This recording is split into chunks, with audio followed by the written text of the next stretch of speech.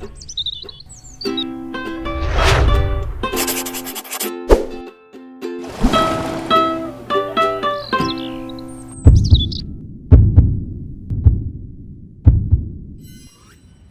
noite a todos. Boa noite.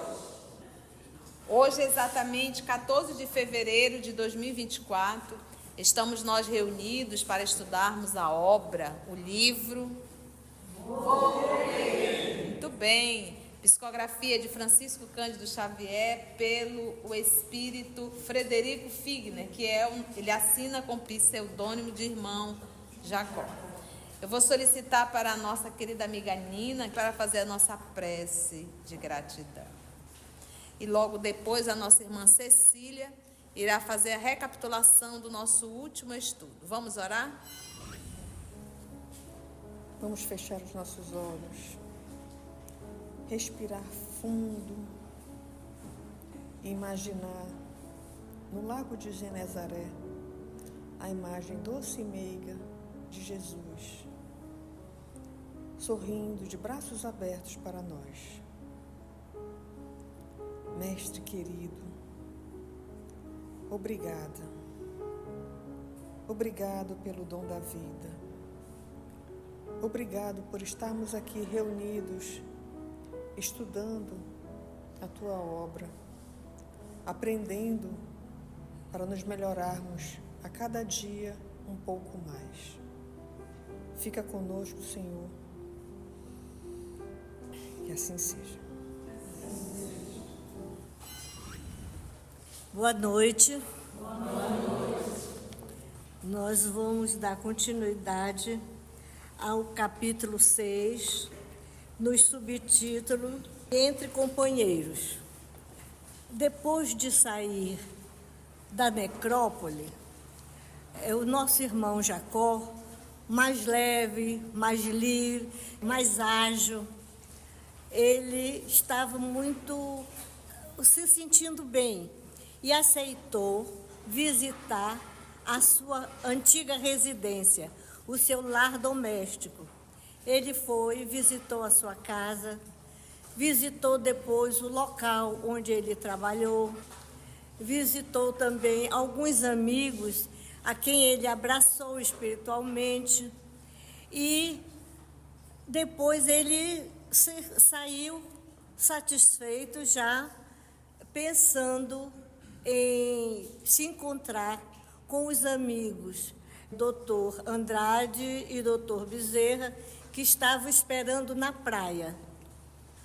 Quando ele chegou na praia, ele viu um grupo de espíritos protetores que acompanhavam irmãos em estado assim de dormência, fragilidade, olhar vitrificado, andando devagar, pessoas que ele sentia que como se estivessem inconscientes.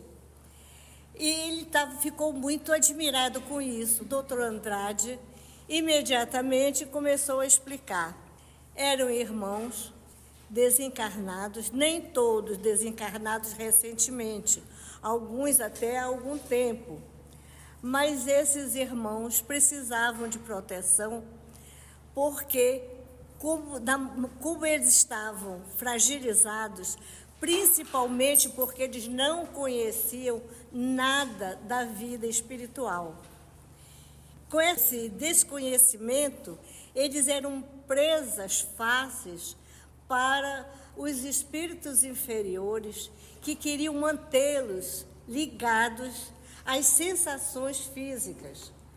Outra preocupação é que eles ficassem também submetidos às vibrações, aos pensamentos desordenados da turba, da humanidade, do povo que ainda vive na crosta, de uma forma desordenada. E a vibração desordenada do povo, das pessoas, constituiu assim um campo imantado que era um perigo muito grande para cada uma daquelas criaturas.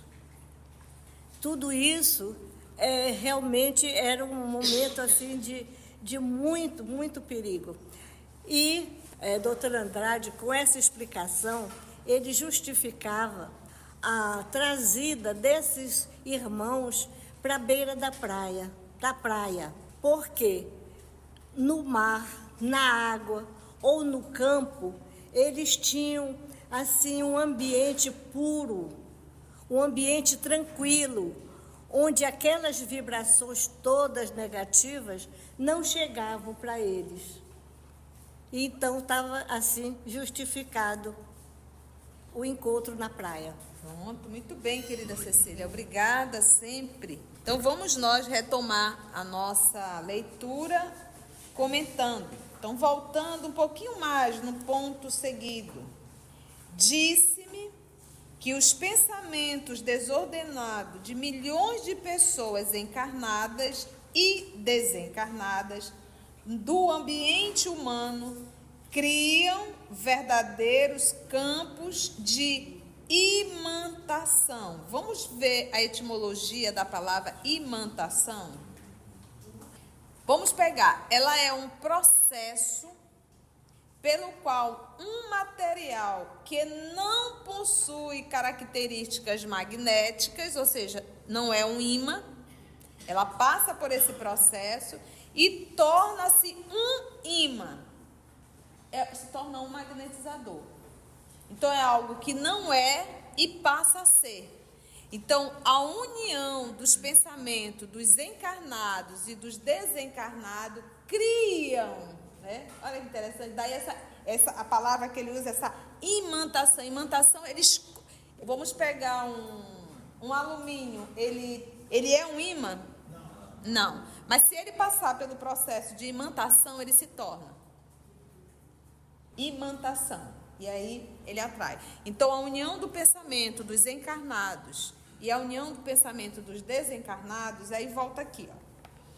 Por isso fiz questão de voltar. Disse-me que os pensamentos desordenados de milhões de pessoas encarnadas e desencarnadas do ambiente humano criam verdadeiros campos de imantação, aos quais não se subtrai a alma facilmente, né? Então é como se fosse criada da mesma forma que o ímã, ele tem um magnetismo que ele atrai, né? E é difícil um ferro se livrar do ímã, porque ele puxa realmente, daí ele usa o termo imantação. A união desses pensamentos cria aquilo que ele chama aqui de verdadeiros campos de imantação, que atrai, que liga, aos quais não se subtrai, não sai a alma facilmente.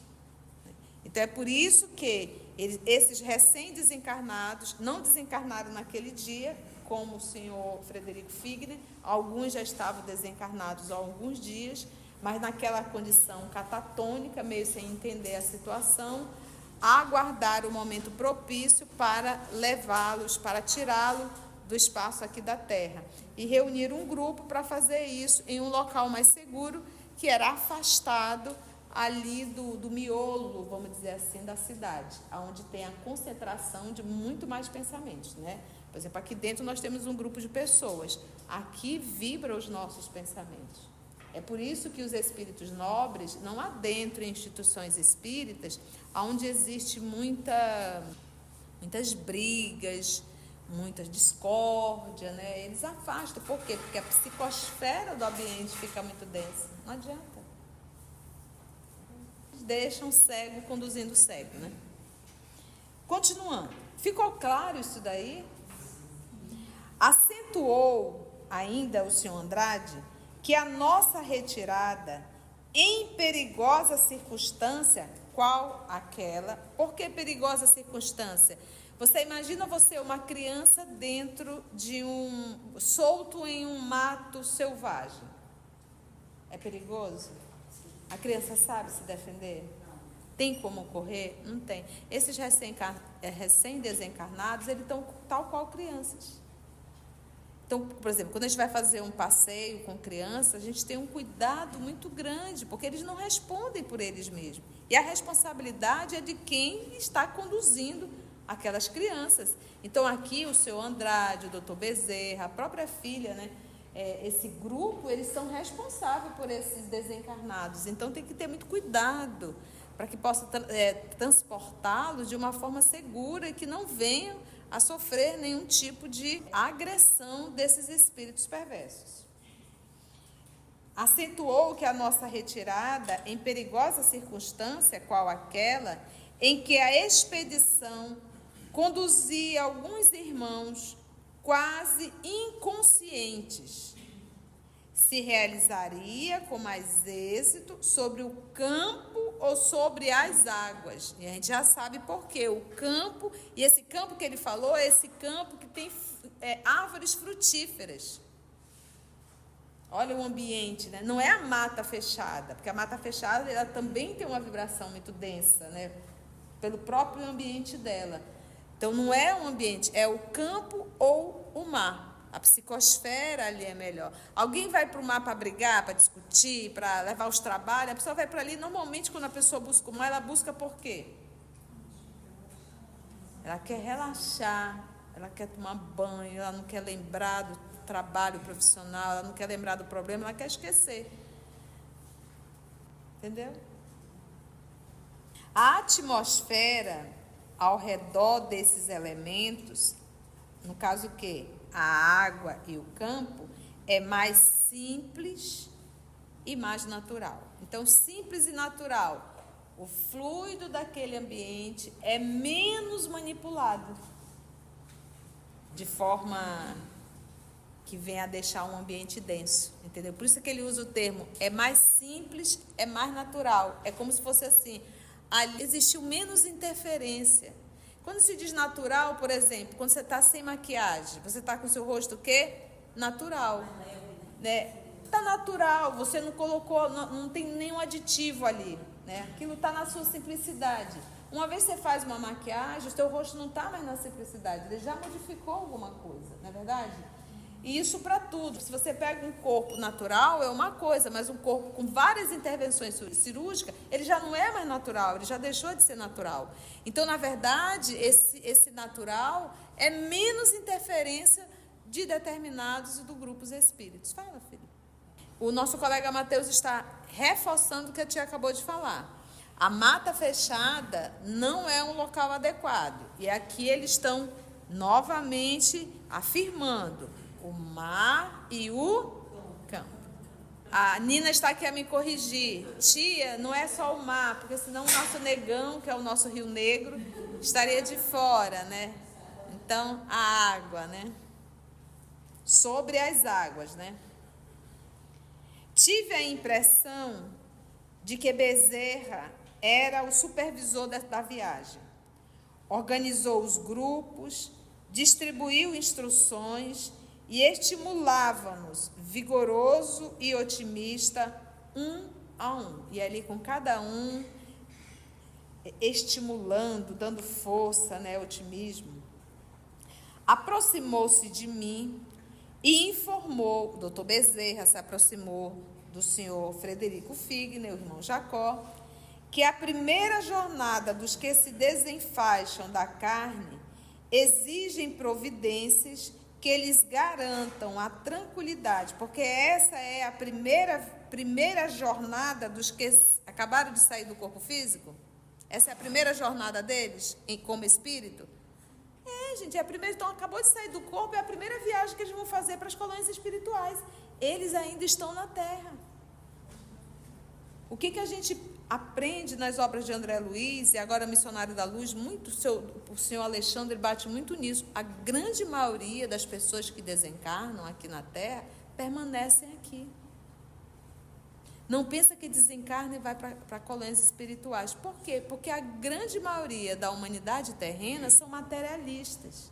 São apegados às formas, aos prazeres. Não tem como sair. De nós espíritas vamos sair? Depende. Se você apenas é um estudante, mas não vive, também não vai sair. O que nos torna diferente é vivermos aquilo que estudamos. Porque a gente pode ter o conteúdo, mas a nossa vida no dia a dia é como se não soubéssemos absolutamente nada. Então, não vai fazer diferença. vai doer mais porque você vai entender tudo o que está se passando, porque você tinha teoria, só não tinha prática. Dos que se desenfaixam da carne, exigem providências que lhe garantam a tranquilidade. Repetindo, fazendo-me sentir que ainda nos demoraríamos um tanto, aguardando uma professora de bairro distante. Então, mais uma irmã que acabou de desencarnar, ou já tinha desencarnado, e diz que é uma professora nessa última encarnação, mas ela está em um bairro distante da localização que eles estão. Então, ainda vão aguardar essa senhora. É muito interessante esse capítulo. Parece assim besta, mas você vai ver o tanto de ticada que vai dar. Vai mexer com a gente. Escoaram-se alguns minutos e respeitável senhora, ladeada, cercada por 2 benfeitores, acercou-se de nós. Porque cada desencarnado está acompanhando, tem 1 ou 2 pessoas acompanhando cada um deles, né? Todos eles estão acompanhados. Aí a gente coloca o amigo espiritual, um familiar, por exemplo, o senhor irmão Jacó, ele tem um familiar da última encarnação, que é sua filha, tem o senhor Andrade e tem alguém que ele conquistou a amizade, que foi o doutor Bezerra de Menezes, né? Então, só ele está cercado aí por 2, mais esse grande amigo, o doutor Bezerra de Menezes. E essa senhorinha que chegou, que na última encarnação foi professora, ela chega acompanhada de 2 benfeitores. Vamos conhecê-la?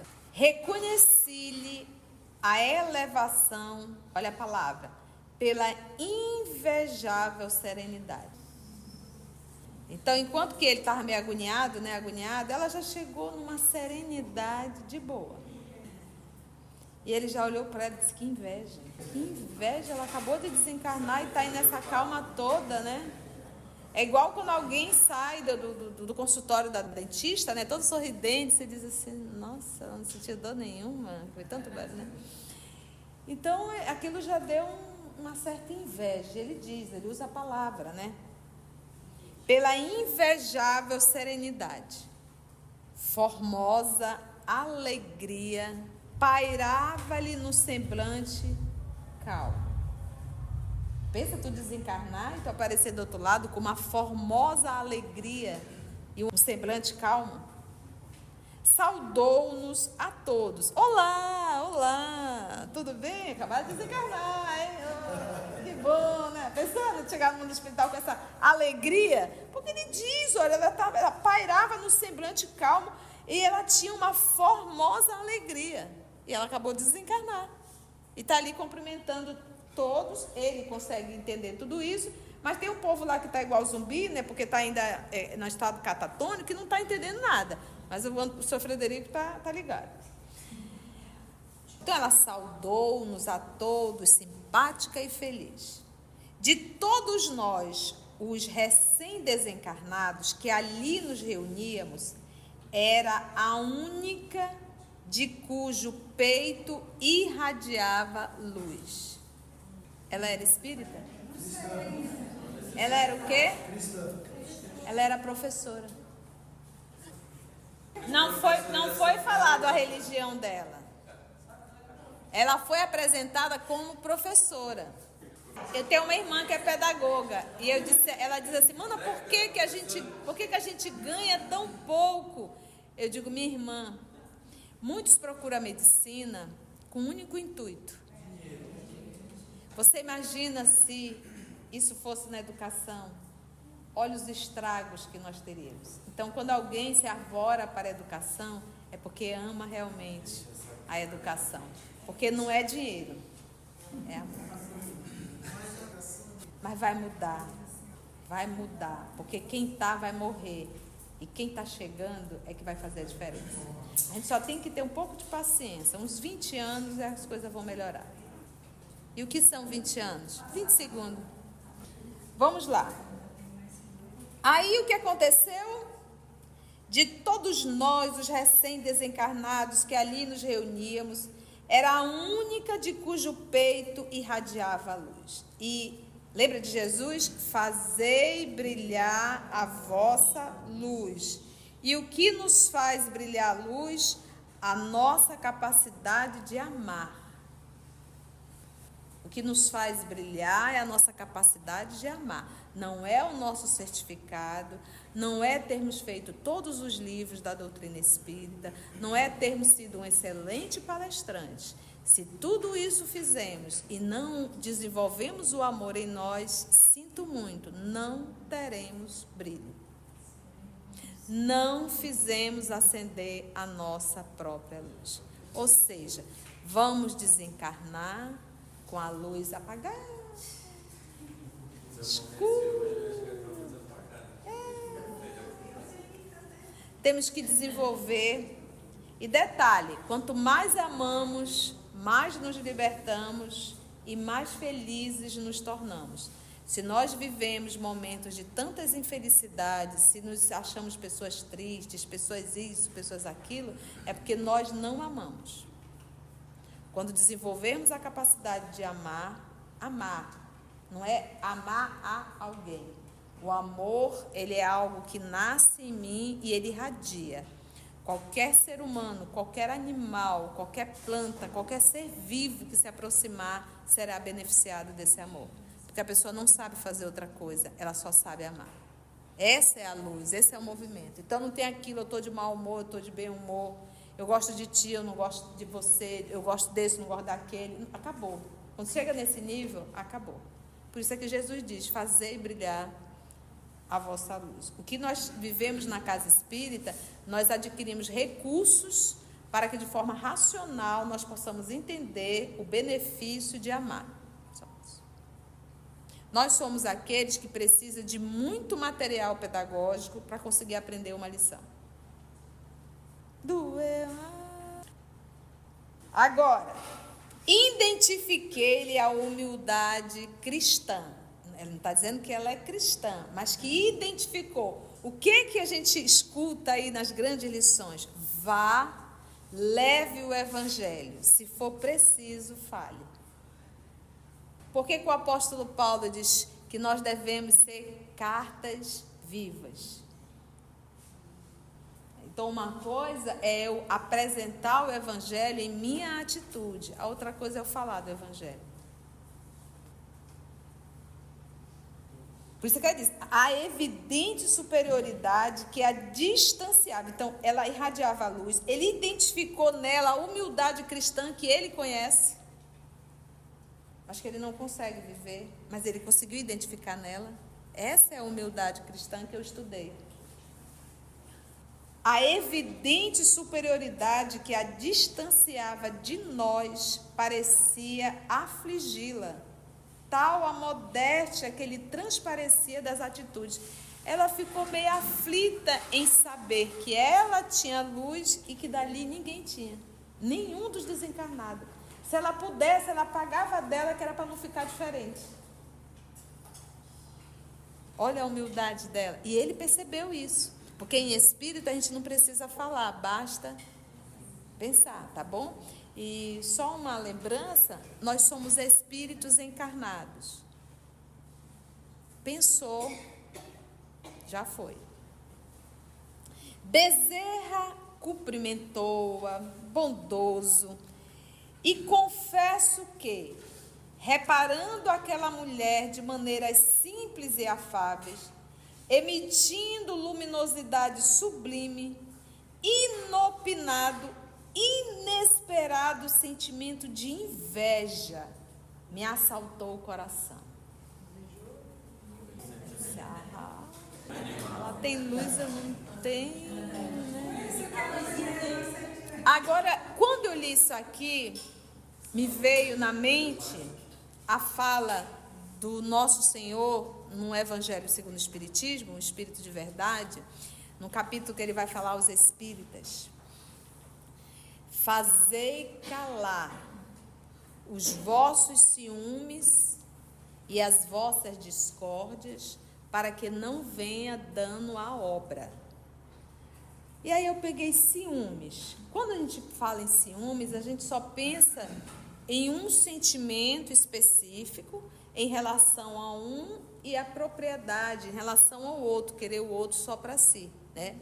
Mas quando a gente pega a etimologia, a gente vai pesquisar a palavra ciúme, olha o que a gente encontra, eu digo, mas por que o Espírito de Verdade usou o termo ciúmes? Olha só, um dos significados da palavra, sentimento negativo em que se mesclam ódio e desgosto, provocado, o ódio e o desgosto, pela felicidade ou situação favorável de outrem, vírgula, inveja. Então, ciúmes também é uma inveja. E aqui, ó, olha só, a pessoa fica com ódio, fica com desgosto por ver o outro feliz. Isso tem na casa espírita. Por isso é que o Espírito de Verdade falou ciúmes. Gente, vocês sabiam que Jesus não fez uma cura em Nazaré? Na cidade que ele cresceu? Vocês sabiam que dentro do movimento espírita, a gente tem ódio de quem consegue lotar uma sala de estudo? Dentro do movimento espírita, a gente vive isso. O que é isso? Ciúmes. Por isso que o nosso Senhor diz, fazei calar os vossos ciúmes. Então a gente passa pela sala do dirigente, tem 30, aí tu entra na tua, tem 5, aí tu fica com ciúmes, com inveja porque no do outro tem 30. Mas por que eu não procuro para saber por que a minha tem 5 e o dele tem 30? Aonde eu estou errando? Que eu não estou conseguindo agregar, fazer com que o grupo permaneça. E aí eu fico com ódio do outro companheiro. Imagina esse tipo de vibrações dentro da casa espírita. Fica boicotando, fica falando mal, fica no disse-me-disse. Quantas vezes a gente não passa por isso? Algumas pessoas chegam comigo e dizem assim, Conceição, estou me chamando de tua seguidora. Você acredita? Uma vez eu me recordo numa reunião e a pessoa inadvertidamente falou assim, o seu estudo concorre com os nossos cursos, porque era no mesmo horário. Eu disse, como, meu irmão? Concorre. Nós somos espíritas, servimos ao mesmo Cristo e somos concorrentes. E vale ressaltar que a nossa sala, 98% eram de trabalhadores da instituição. Porque a coisa mais complexa dentro de um centro espírita é você colocar trabalhador para estudar. E o trabalhador está lá dentro estudando e você, como dirigente, está se incomodando com isso? Por isso que o Espírito de Verdade falou, fazei calar os vossos ciúmes e a vossa discórdia para que não venha dano à obra. Então não existe, meus irmãos, dentro, vou falar da gente, da instituição espírita, e quando a gente assume o papel de dirigente, de presidente, de coordenador, a gente assume uma responsabilidade muito grande, porque um passo nosso mal dado, eu terei que responder por todas as cabeças. Por exemplo, quando eu estou aqui na frente, eu me sinto responsável por todos vocês. Porque eu vou ter que responder pelo que eu estou fazendo aqui. E não é para um humano que eu vou ter que me justificar. Eu vou ter que prestar conta, é para Cristo. É com Ele. Então, a minha preocupação, o meu respeito pelo trabalho, é porque eu sei que quem é meu chefe é Jesus. Quem está acima de tudo, quem coordena esse trabalho é o Cristo. E eu vou ter que prestar conta. Então, esse tipo, a gente pensa assim, o ciúme é uma coisa besta, a inveja é uma coisa besta, mas isso acaba com o trabalho. Por isso, volto a repetir, por isso que o Espírito de Verdade nos falou. Fazei calar os vossos ciúmes e a vossa discórdia. E se todos nós fizermos uma autoavaliação, a gente vai identificar esses ciúmes dentro da gente. Então, nós temos que estar muito atentos com os sentimentos. O nosso irmão Jacó, e está em espírito, detalhe, o que ele sentiu, o Bezerra viu, o Andrade viu e a filha dele viu. Tanto é que vai comentar. Porque não tem como... E quando eu estou encarnada, eu posso até não exteriorizar, mas o ser que está na minha frente sente. A gente capta. A gente sabe quando a gente é amada, querida, admirada, e a gente sabe quando a gente está sendo bombardeado pelo pensamento. Não tem como.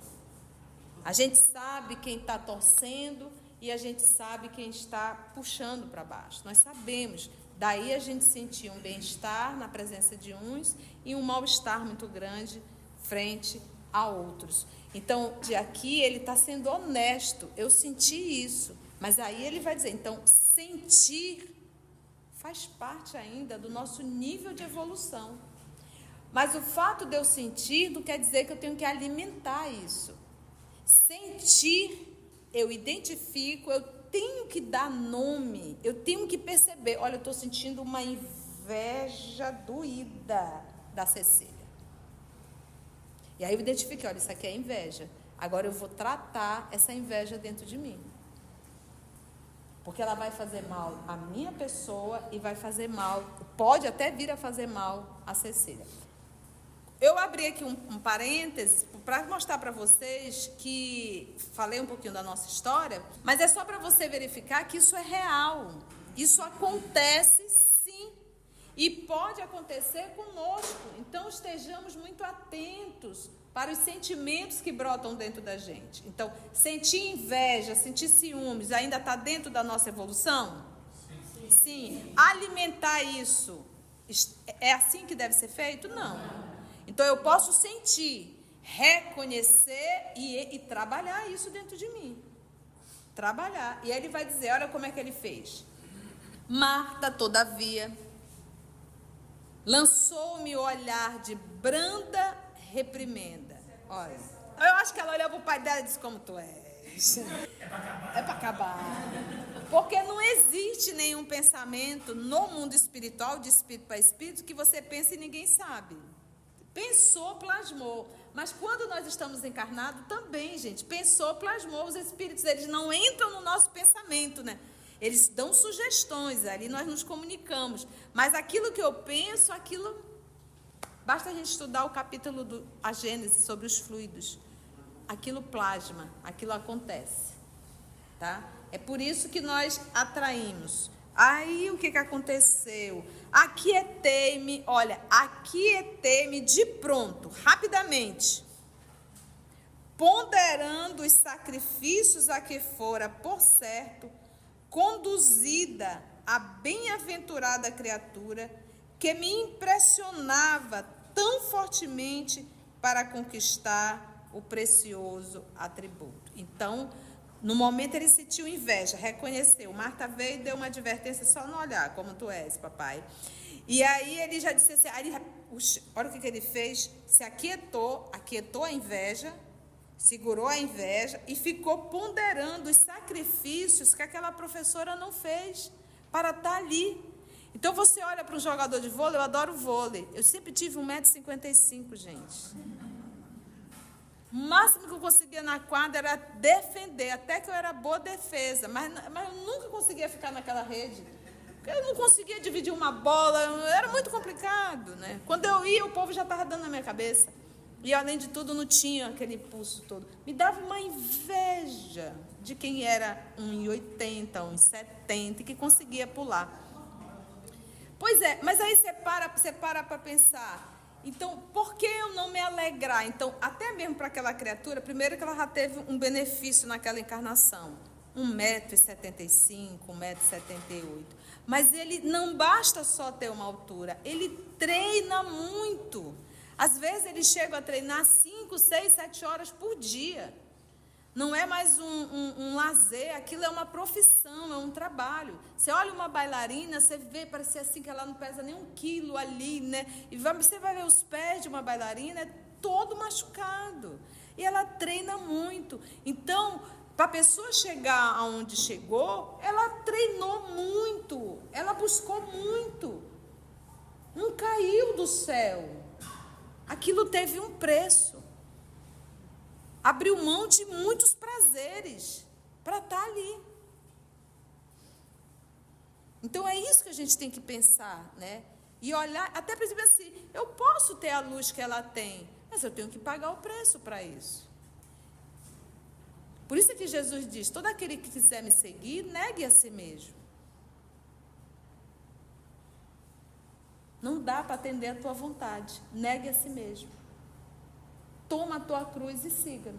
Porque enquanto eu estiver atendendo os meus desejos, indo para o carnaval na terça-feira, eu estou atendendo a minha vontade e não tenho como seguir Jesus. Porque não dá para servir a dois senhores. Eu vou amar um e vou odiar o outro.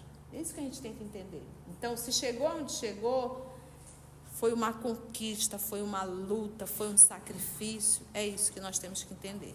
Foi assim que ele fez. Aqui dentro da psicologia, a gente vai dizer, ele racionalizou.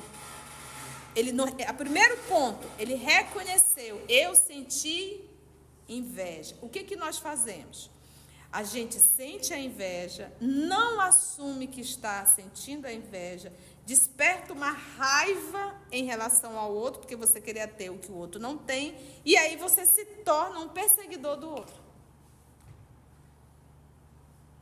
Se eu não posso ter, eu vou destruir. E a pessoa não identifica que, na verdade, o que está por detrás de tudo é o quê?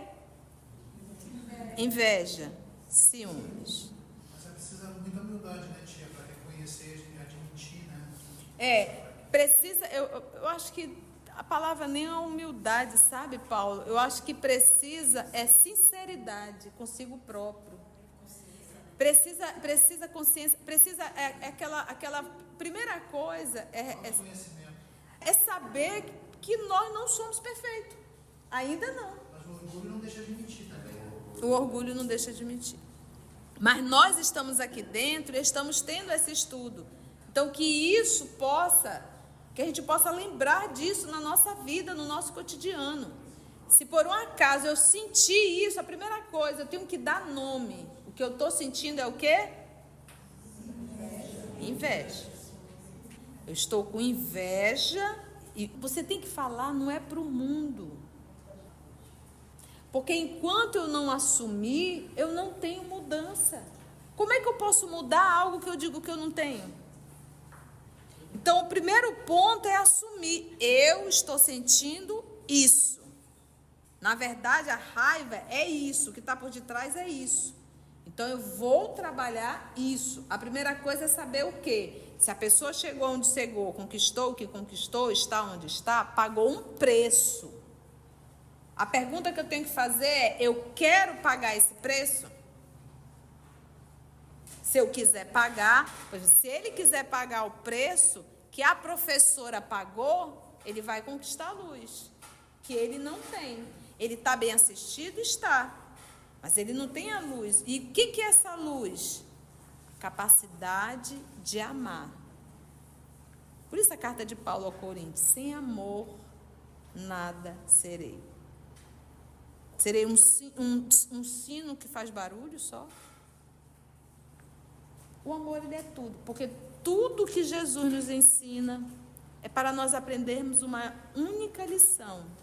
Por isso é que ele disse, um novo mandamento vos dou. Amai-vos uns aos outros como eu vos tenho amado. Que me impressionava tão fortemente para conquistar o precioso atributo. Então, ele diz assim, aquietei-me. Essa é a solução para o ciumento, o invejoso. Aquieta rapidamente. Reconheceu o primeiro ponto. Aquieta-te rapidamente. Ponderando o sacrifício a que a professora, por certo, fora conduzida, a bem-aventurada criatura, que me impressionava tão fortemente para conquistar o precioso atributo. Ela pagou um preço alto. Dono de enorme cabedal, ele, de informações sobre os maléficos efeitos da emissão mental menos digna, porque ele não é espírita, ele conhece fluido, pensamento, já estudou tudo isso, né?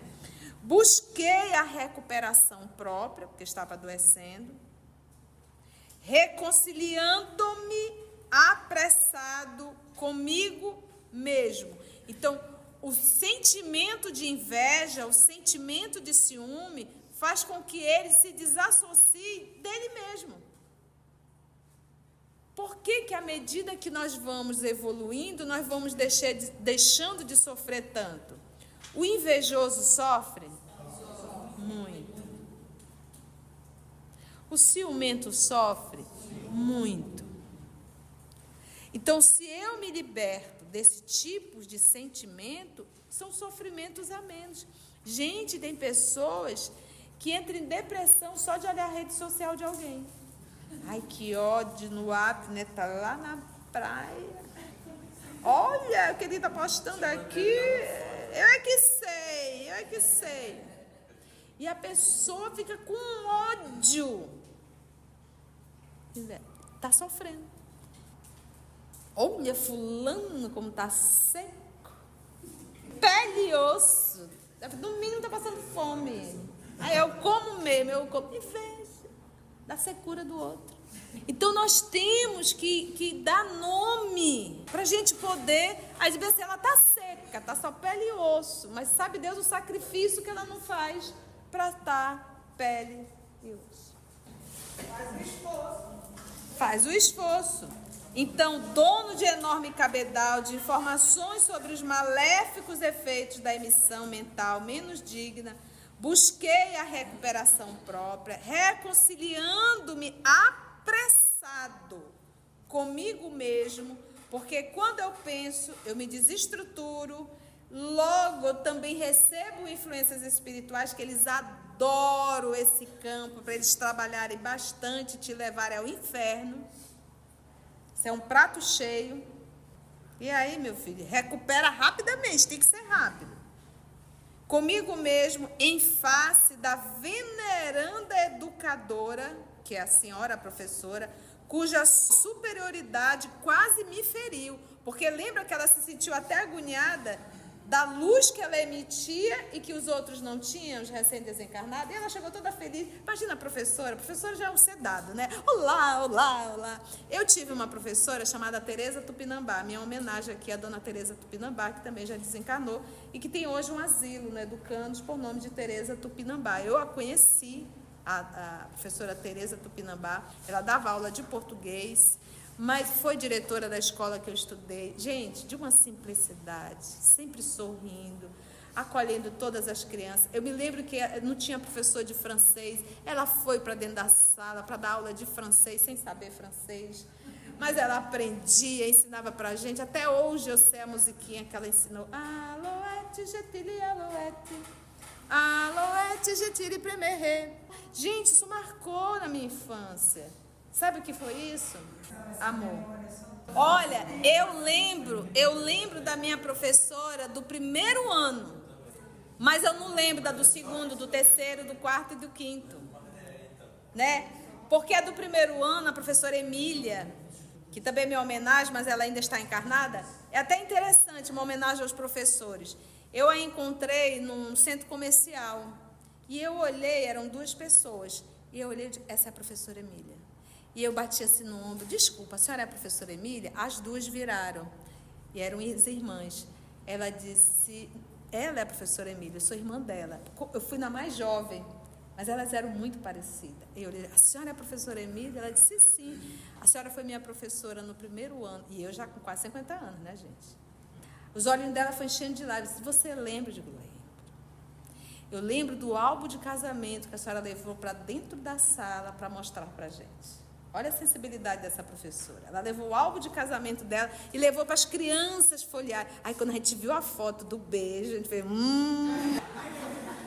Eu me lembro de um livro que ela levou da Ratinha. O Ratinho, ninguém queria casar com a Ratinha porque ela era pobre. Aí a Ratinha achou uma moeda de ouro. O povo da mata inteira queria casar com a Ratinha. O camaleão, o leão, todo mundo queria casar com a Ratinha, porque agora ela estava o quê? Rica. Então são coisas que marcam, mas na verdade é o amor. Então o amor, ele tem essa capacidade de fazer, porque o que eu lembro nós só conseguimos lembrar aquilo que vem acompanhado de sentimento. Tudo que envolve um sentimento, a gente nunca mais esquece. A gente nunca mais esquece. Então, se de repente você me faz uma pergunta aqui e eu sou grossa com você na resposta, né, faço algo assim desagradável, você nunca mais vai esquecer a resposta que eu te dei. Apesar de vir, qual é o sentimento? De raiva, de vergonha, mas você aprendeu, você nunca mais vai esquecer. Mas isso pagou, porque isso veio acompanhado de um sentimento. Então, que esse sentimento que a gente venha a despertar no outro seja sempre o sentimento de amor, não é verdade? Foi bom? Estaremos agora atentos para os ciúmes e a inveja, e já sabemos como devemos tratar isso dentro de crianças. Atenção, vamos agradecer?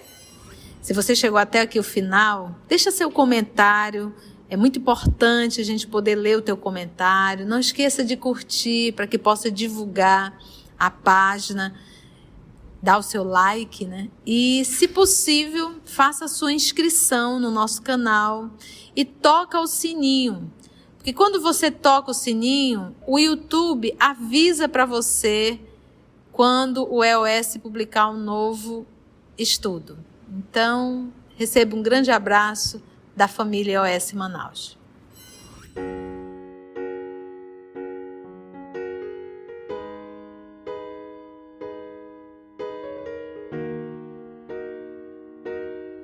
Antes de orarmos em agradecimento, vamos ouvir algumas considerações da tia que destacamos neste estudo para a reflexão dos ensinamentos. Vamos aos destaques da tia?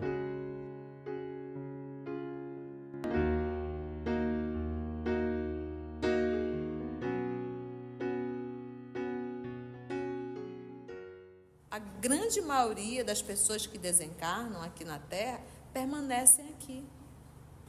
De nós espíritas vamos sair? Depende. Se você apenas é um estudante, mas não vive, também não vai sair. O que nos torna diferente é vivermos aquilo que estudamos. O que nos faz brilhar é a nossa capacidade de amar. Não é o nosso certificado, não é termos feito todos os livros da doutrina espírita, não é termos sido um excelente palestrante. Se tudo isso fizemos e não desenvolvemos o amor em nós, sinto muito, não teremos brilho. Não é amar a alguém. O amor, ele é algo que nasce em mim e ele irradia. Nós somos aqueles que precisam de muito material pedagógico para conseguir aprender uma lição. Sentir faz parte ainda do nosso nível de evolução.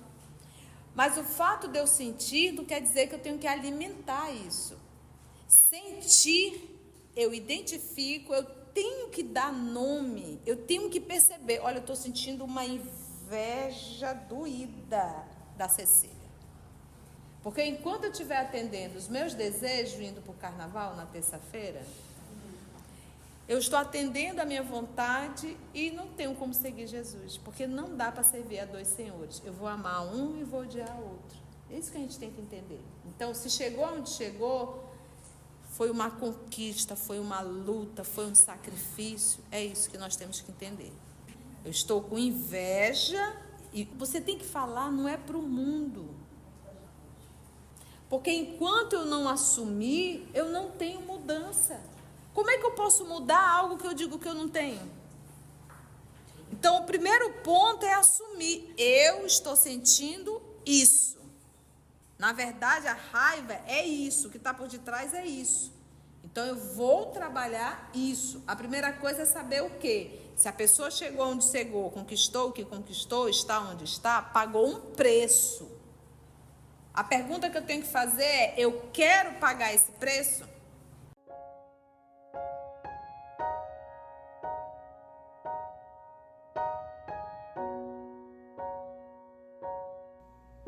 Assim, concluindo o nosso estudo de hoje e agradecendo o nosso Mestre Jesus por mais este momento de aprendizado, vamos orar?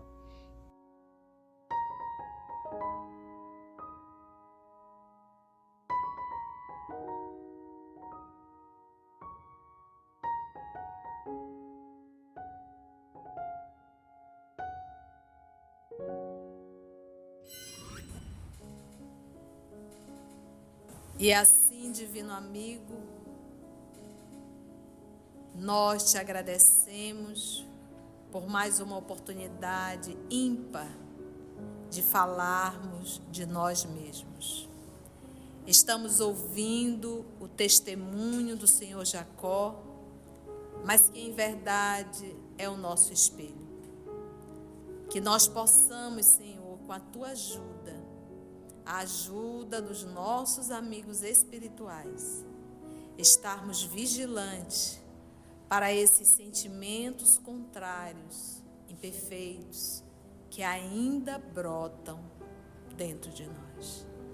Que possamos, Senhor, num ato de bom senso e de lógica, trabalharmos, Senhor, esse sentimento para que possamos deixar e fazer brilhar a nossa luz, que em verdade é a luz de Deus brilhando em nós. Obrigada, amor de nossa vida, e obrigada a todos vocês, amigos espirituais, pela presença, pelo amparo e a inspiração. Graças a Deus.